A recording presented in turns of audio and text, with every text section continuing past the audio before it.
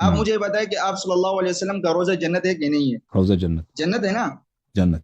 اس میں ساتھ میں دفن کون ہوئے؟ ابو بکر اور عمر رضی اللہ تعالیٰ عنہما. آپ جو یہ کہہ رہے کہ انہوں نے احمد یہ جو ہے نا آواز اونچا کیا اور یہ کیا، یہ اپنے آپ سے جو آپ بنا رہے نا جو ہے نا مضارع کا صیغہ آپ ماضی میں لے رہے ہو.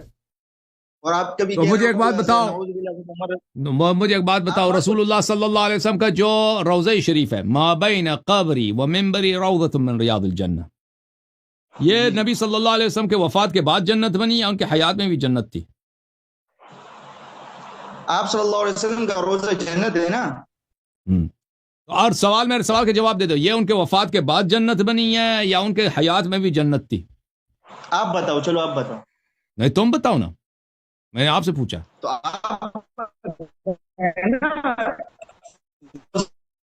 کہتا ہے مجھے بات کرنے دو، جب اس سے سوال کرتے ہیں سوال کا جواب نہیں دیتا کیونکہ یہ پنس گیا. اور بھائی رسول صلی اللہ علیہ وسلم نے فرمایا ما بین قبری و منبری روضۃ من ریاض الجنہ، یہ انہوں نے فرمایا کہ میرے وفات کے بعد ہے یا ان کے حیات کے میں، یہ جملہ حالیہ ہے، یا ان کے حیات میں یہ جنت ہے. سوال کا جواب نہیں دے گا یار. حیات میں جنت ہے، حیات میں جب حیات میں جنت ہے، اسی جنت میں ان کے حیات میں مسجد میں کافر بھی آ کے بیٹھتے تھے نہیں بیٹھتے تھے؟ کافر بیٹھتے تھے لیکن منافق آتے تھے بیٹھتے تھے نہیں بیٹھتے تھے؟ نہیں سن لو، یہودی آتے تھے نہیں آتے تھے؟ اے گل سنو، بات تو سنو نا، بات تو سنو، منافق آتے تھے یا نہیں آتے تھے؟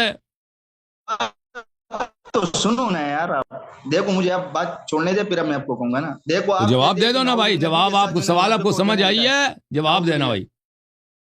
منافق آتے تھے یعنی وہ چھوڑ دو، بعد میں آپ کو کیا کہہ رہا ہوں. مجھے آپ یہ بتائیں کہ اللہ پاک کو اتنا حیا نہیں ہے کہ اپنے نبی کے ساتھ منافق کو جو ہے لٹا دیا، نعوذ باللہ. ساری زندگی منافقین کے پڑوس میں تھے، ساری زندگی. ومن اہل المدینہ مردوا علی النفاق. اور پھر وفات کے بعد میرے بھائی اب سن لو، وفات کے بعد یہ اللہ کا حکم نہیں ہے. دیکھیں یہ اللہ کا حکم نہیں ہے کہ ابو بکر عمر وہاں پہ دفن ہو، یہ اللہ کا فعل نہیں ہے. جیسے ان لوگوں نے بہت ساری چیزوں کو چوری کیا ہے. اب جواب آپ کو بتا رہا ہوں. دیکھیں اگر آپ کے پاس کوئی حدیث ہے، دیکھیں کہ اللہ اور رسول صلی اللہ علیہ وسلم ابو بکر عمر سے اتنا پیار کرتے ہیں، اتنے راضی ہیں کہ انہوں نے حکم دیا کہ ابو بکر پیغمبر کے ساتھ دفن ہو، تو بالکل ہمارا مذہب ہی باطل ہو جاتا ہے، پھر شیعہ مذہب جھوٹ ثابت ہو جاتا ہے. کیونکہ جس شخص سے اللہ راضی ہے، رسول صلی اللہ علیہ وسلم راضی ہے، اس سے انسان مخالفت کرے، دشمنی کرے، یہ تو کفر ہے. یہ کہ ابو بکر عمر وہاں پہ دفن ہوئے ہیں نا، سن لو بھائی، پہلے سن لو میری بات. نہیں، ابو بکر عمر وہاں پہ دفن ہے، یہ اللہ اور رسول صلی اللہ علیہ وسلم کا فعل نہیں ہے. اللہ نے حکم نہیں دیا کہ وہاں پہ دفن ہو جائے، اور پیغمبر صلی اللہ علیہ وسلم نے بھی وصیت نہیں کہ ابو بکر کو میرے ساتھ دفن کرو. پیغمبر صلی اللہ علیہ وسلم قبرستان میں دفن نہیں ہے، کیا آپ مرضی قبرستان کے کسی کونے میں کسی کو دفن کرو، وہ اپنے ملکیت میں دفن ہے، اپنے حجرے میں جو ان کا ملکیت ہے. سن لو نا بھائی، جواب دے رہا ہوں. میں نے ابھی ختم ہی نہیں کیا، کیا جواب دیں گے؟ میں نے ختم ہی نہیں کیا بات، تو کیا جواب دیں گے؟ سنیں گے تو جواب دیں گے نا بھائی.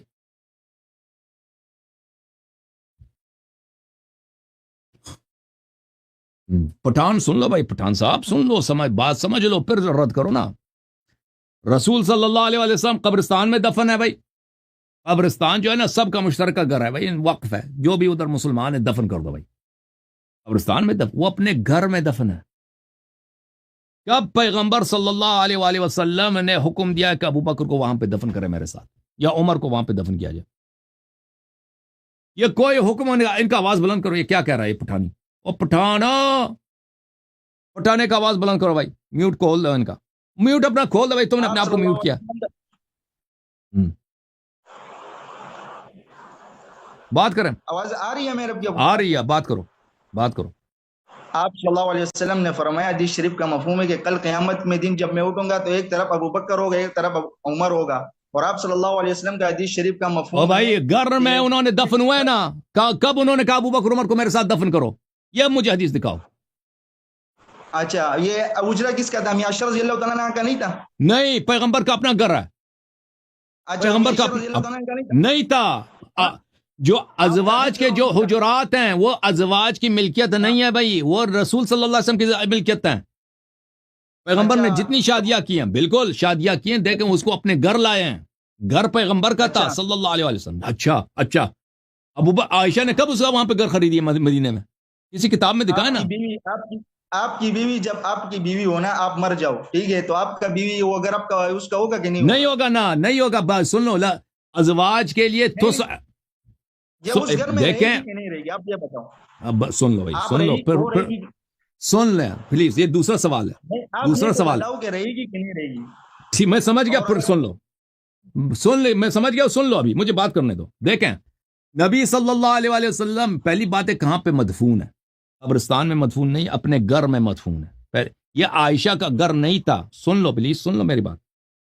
عائشہ نبی شوہر، تو سن لو نا بھائی، میں کہہ رہا ہوں نبی صلی اللہ علیہ وسلم کا گھر ہے. عائشہ سے شادی ہوئی ہے. عائشہ نبی صلی اللہ علیہ وسلم کے گھر آئی ہے. اس نے گھر، اس کے بابا نے اس کا گھر خرید کے نہیں دیا ہے.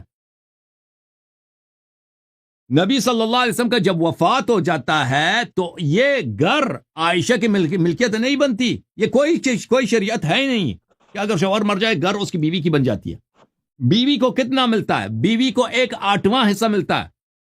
1/8 حصہ ملتا ہے. آپ کو پتا ہونا چاہیے. 8 میں سے 1 بیوی ہے. اور کیوں مجھے پتا ہے تو چپ کرو نا، مجھے بات کرنے دو. اور کیونکہ نبی صلی اللہ علیہ وآلہ وسلم کے 9 بیویاں ہیں. چپ کرو پلیز، بات کرنا. کیسا بدتمیز آدمی ہے تو بھائی. اور بھائی مجھے بات کرنے دو نا، کیوں اتنی بدتمیزی کر رہے ہو؟ بس چھوڑو، بس ختم ہے بھائی. اتنا بدتمیز آدمی، بار بار کہہ رہا ہوں کہ چپ کرو. پتا ہے تو کیوں کہہ رہا ہے کہ یہ عائشہ کا گھر ہے؟ اگر تمہیں پتا ہے تو تم کیوں کہہ رہا ہے عائشہ کا گھر ہے؟ نبی صلی اللہ علیہ وسلم کی 9 بیویاں ہیں. یہ 9 کو کیا ملے گا؟ 1/8 حصہ 9 میں تقسیم ہوگا. جو تو کہہ رہا ہے نا عائشہ کا گھر ہے، کس دلیل سے کہہ رہا ہے عائشہ کا گھر ہے؟ بھائی اگر کوئی عورت کہیں جا کے شادی کر لیتی ہے، اس کو شوہر اپنے گھر لے کے آتا ہے، شوہر وہ اس کا گھر نہیں بن جاتا بھائی. یہ شوہر کی ملکیت ہے. ابھی میں نے شادی کی، ابھی میری بیوی میرے گھر آ جاتی ہے، میرا جو جائیداد ہے اس کی بن جاتی ہے. یہ کہاں کی شریعت ہے؟ کس کے قانون؟ امریکہ کے قانون میں بھی نہیں ہے، پاکستان کے قانون میں بھی نہیں، اسلام کا قانون بھی نہیں ہے. تم لوگوں نے، تمہارا شرم ہی نہیں. عائشہ کا گھر ہے، عائشہ کا گھر ہے. عائشہ اس گھر میں رہتی ہے، بس یہی اس کا ہے کہ رہتی ہے. اس کی ملکیت نہیں ہے کہ وہ جو مرضی کرے. تو شوہر جب مرتا ہے، کوئی بھی شوہر ہو، پیغمبر یا کوئی بھی ہو صلی اللہ علیہ وسلم، اس کی میراث جو ہے اس کی بیوی کو 1/8 حصہ ملتا ہے. اگر 2 عورتیں ہیں نا اس کی، وہ 1/8 تقسیم ہوگا 2 میں، باقی اس کے اولاد کو ملے گی. ایک بیوی کو 1/16 ملے گا، دوسری بیوی کو 1/16 ملے گا. اگر اس کی 3 بیویاں ہیں تو وہی 1/8 حصہ 3 میں تقسیم ہوگا، یعنی 1/24 ایک کو ملے گا، 1/24 دوسرے کو، 1/24 تیسرے کو. اگر 4 ہے تو سیدھا 5، کیونکہ نبی صلی اللہ علیہ وسلم کی 9 بیویاں ہیں. 1/8 تقسیم ہوگا 9 میں، یعنی 1/8 ضرب 1/9، 1/8 ٹائمز 1/9. یہ کتنا بنتا ہے بھائی؟ یہ بنتا ہے 1/72. 1/72 بنتا ہے، 1/72 بنتا ہے. یعنی عائشہ کا حق کتنا بن گیا اس میں سے؟ عائشہ کا حق بن گیا بھائی. ان کو ذرا میتھ سمجھا دیں، ٹھیک ہے نا؟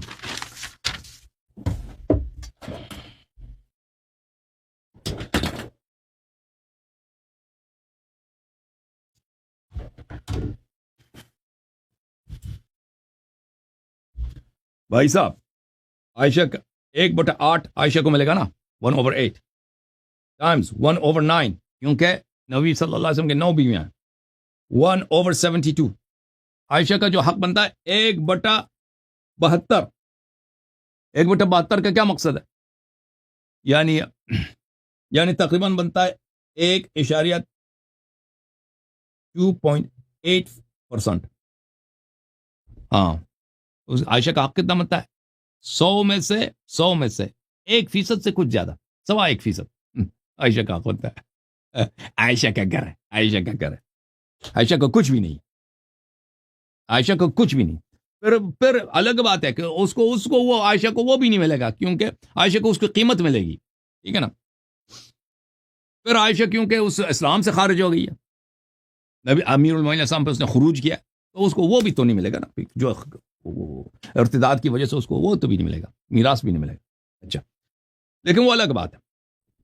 تو نبی صلی اللہ علیہ وسلم اپنے گھر میں مدفون ہے. تو کب انہوں نے کہا تھا ابو بکر میرے ساتھ دفن ہو؟ وہ حدیث میں دیکھو. یا عمر کو میرے ساتھ دفن کرو. ناجائز قبضہ ہے کہ نہیں ہے؟ اور کیونکہ تو آپ نے خود کہا کہ اللہ تعالیٰ کیسے راضی ہو سکتا ہے کہ ایک منافق ایک غاصب نبی صلی اللہ علیہ وسلم کے ساتھ حجرے میں مدفون نہیں ہو سکتا، اس لیے اللہ نے ان کو نکال دیا. احادیث میں شیعہ احادیث میں بہت ہے کہ اللہ تعالیٰ نے ابو بکر اور عمر کو جنب نبی صلی اللہ علیہ وآلہ وسلم سے وفات کے فوراً بعد ہی نکال دیا تھا. یہ حدیث ہے الصراط المستقیم الی مستحقی التقدیم، تألیف ابی محمد علی بن یونس العاملی النباطی البیاضی، متوفى سنة 877، طبع المکتبة المرتضویہ فی النجف الاشرف. کتاب چھپی ہے سنہ 1384، یعنی آج سے تقریباً 60 سال پہلے نجف اشرف. اچھا، یہاں پر جلد نمبر 3 صفحہ نمبر 116 میں یہ حدیث شریف ملاحظہ کریں. روا عاصم بن حمید عن صفوان عن الصادق علیہ السلام، حضرت امام جعفر صادق علیہ السلام سے یہ حدیث ہے، انہما لم یبیتا معه الا لیلہ، یہ دونوں رسول پاک صلی اللہ علیہ وسلم کے ساتھ صرف ایک رات رہے، ایک رات ابو بکر، ایک رات عمر.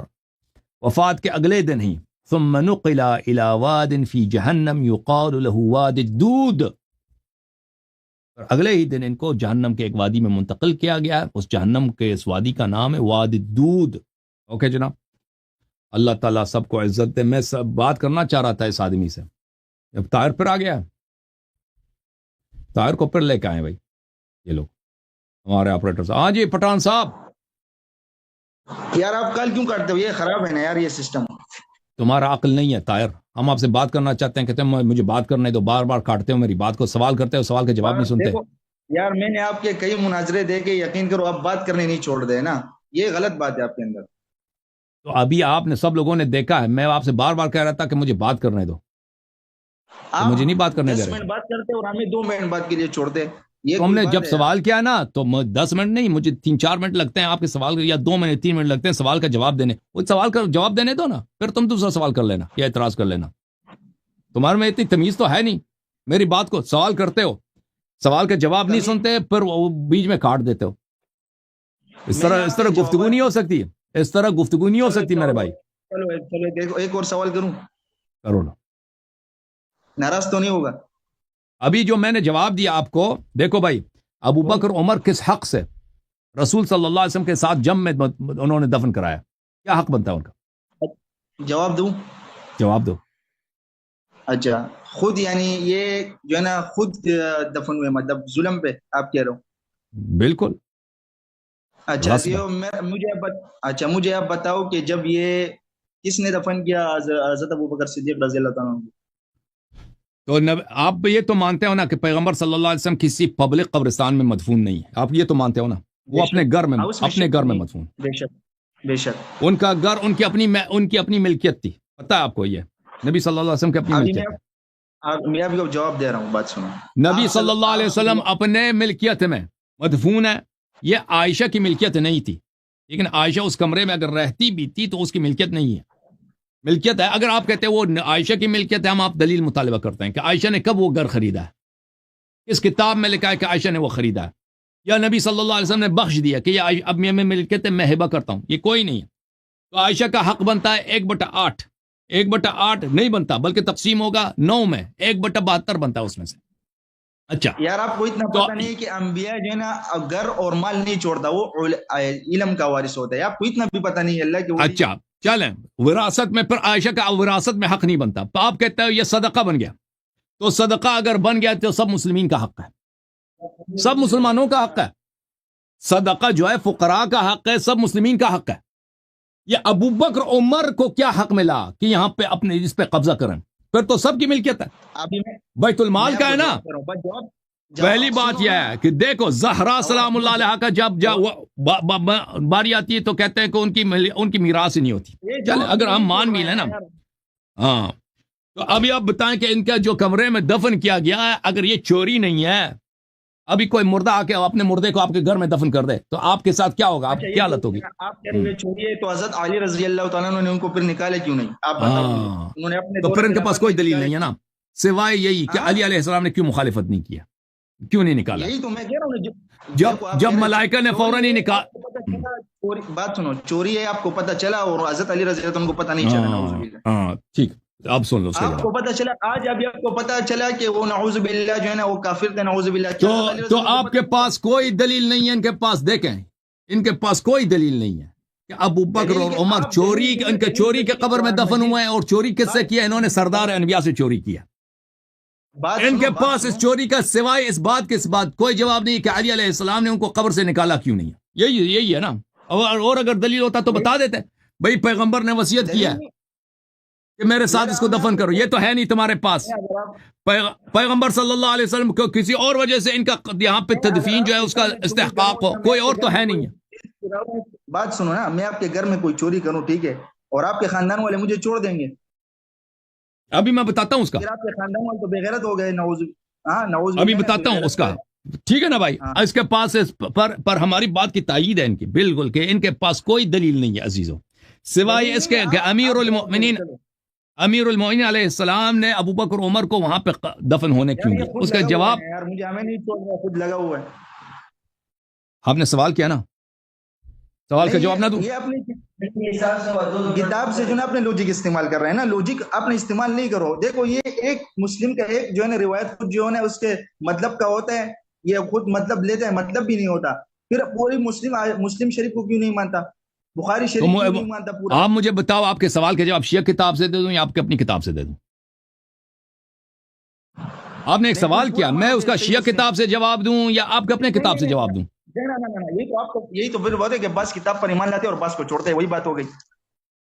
اور بھائی میں کیسے جواب دے دوں؟ شیعہ کتاب سے بھی جواب نہ، عمری کتاب سے بھی نہ جواب نہ دوں؟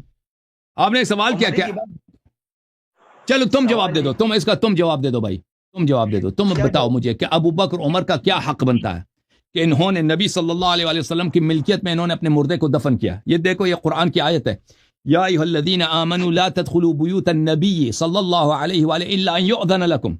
نبی صلی اللہ علیہ وسلم کے گھر میں داخل ہونے کی اجازت نہیں ہے مگر یہ کہ آپ کو اجازت ملے. انہوں نے مردہ دفن کیا، انہوں نے نبی صلی اللہ علیہ وسلم کے گھر میں مردہ دفن کیا، کس کی اجازت سے؟ کب پیغمبر نے اجازت دی تھی؟ سسر تھے کہ نہیں تھے؟ اب بھائی سسر کو حق ہے کہ آپ کی مال پہ قبضہ کر لے. کس نے 9 سسر اور بھی تھے نا، 15 سسر اور بھی تھے. سسروں کو کس نے کہا کہ سسر کو حق ہے کہ داماد کے مال پہ قبضہ کر لے؟ سسر ہے.